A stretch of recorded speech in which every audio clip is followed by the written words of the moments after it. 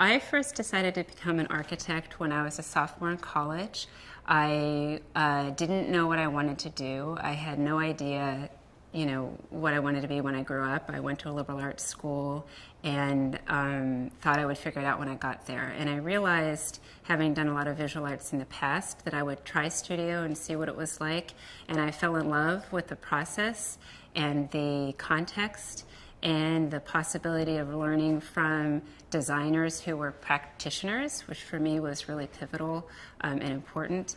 And I especially enjoyed the quality and opportunity of being in a studio environment where you have your peers, where you learn from what they're doing, where you make mistakes as a group, and that dialogue and discussion is a really important part of how you approach work. And I think that collaborative aspect of the studio is a particular aspect of being an architect that I've embraced in my career and that we embrace at the office, and it continues to inform how I work today. Shortly after I joined ARO, I worked on a project that was the first one I did from start to finish, or from paper to construction, or paper to built environment. And it was for a financial services company who was moving from Midtown to Soho at the time, and we renovated an entire historic warehouse building to house this company.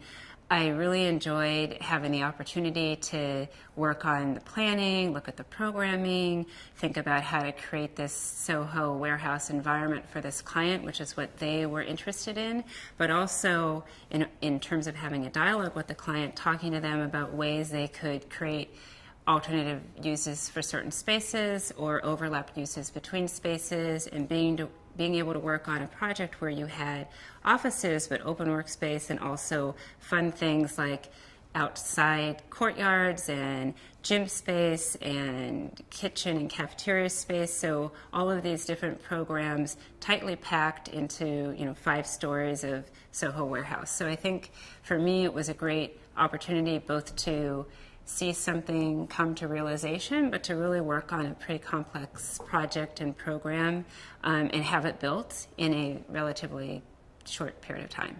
I find it really challenging to talk about the future of architecture or the future of our profession. I think that we are at an amazing moment right now with dialogue both in cities and on campuses and with institutional clients about how to make better performing buildings, how to make resilient architectures, how to take advantage of opportunities in the city for public space.